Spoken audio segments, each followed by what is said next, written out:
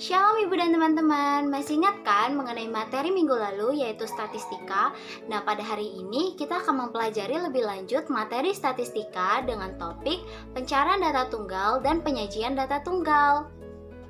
Materi kali ini akan dibawakan oleh kelompok 6 dengan beranggotakan Denny, Supriyati, dan saya sendiri Priscilla Kanalim. Yuk simak pembelajarannya. Nah, jadi kita perlu tahu dulu nih, apa sih itu data tunggal? Data tunggal adalah data yang masih disajikan secara sederhana dan belum dikelompokkan dalam kelas interval.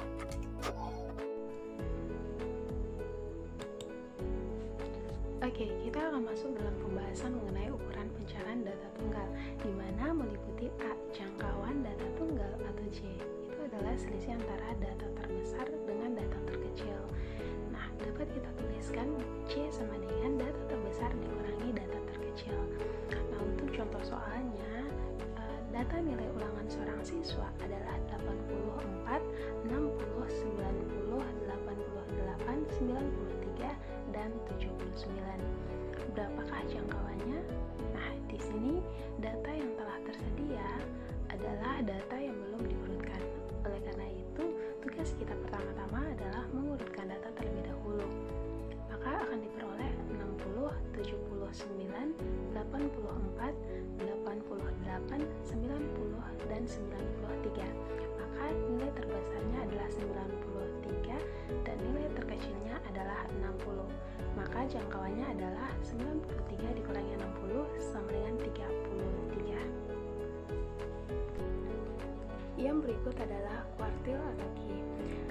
Kuartil adalah nilai-nilai yang membagi data menjadi 4 bagian sama banyaknya. Nah, dapat kita lihat dari garis di PPT. Di situ terdapat 5 titik, di mana kedua titik yang berwarna hitam yang terletak di ujung-ujung itu menunjukkan nilai data terkecil dan nilai data terbesar, X-min dan X-max. Nah, sedangkan untuk ketiga titik yang berada di tengah yang berwarna kuning itu menunjukkan Q1, Q2, dan Q3. Q1 dikenal dengan kuartil bawah, kemudian Q2 kuartil tengah, dan Q3 adalah kuartil atas.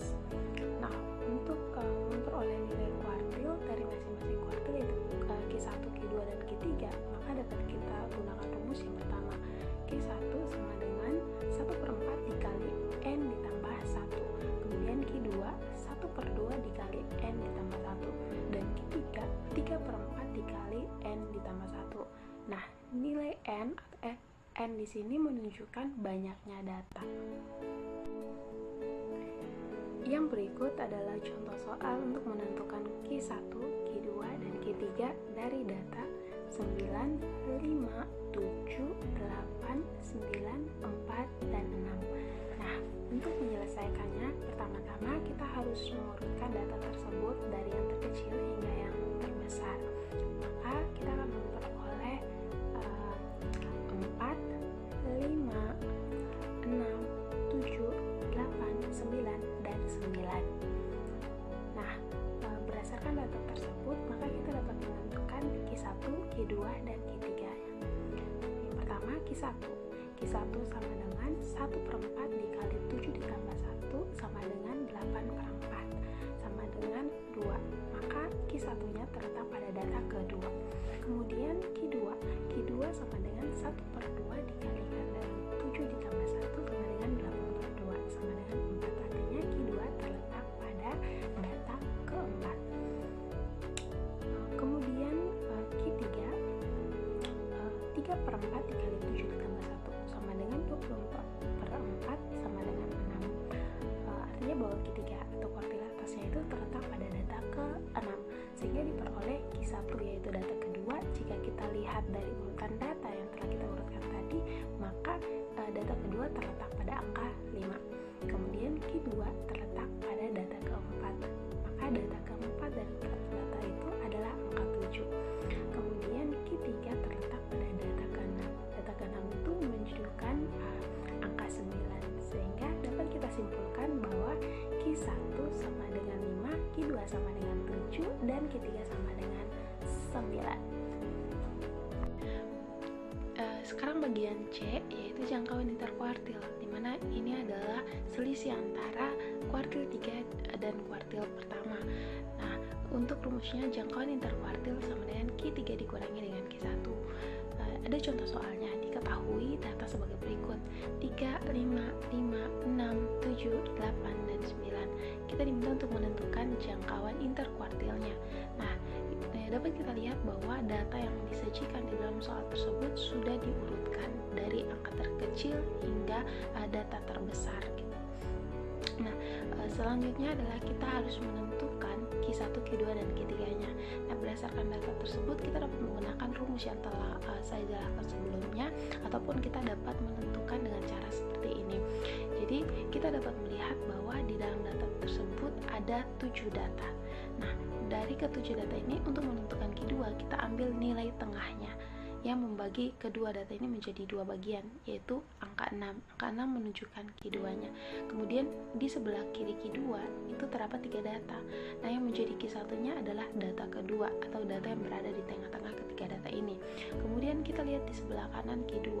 Untuk menentukan Q3 sama seperti sebelumnya, kita lihat dari ketiga data ini nilai yang merupakan data yang berada di tengah yang dapat membagi ketiga data ini menjadi 2 bagian adalah angka 8, sehingga Q3-nya sama dengan 8.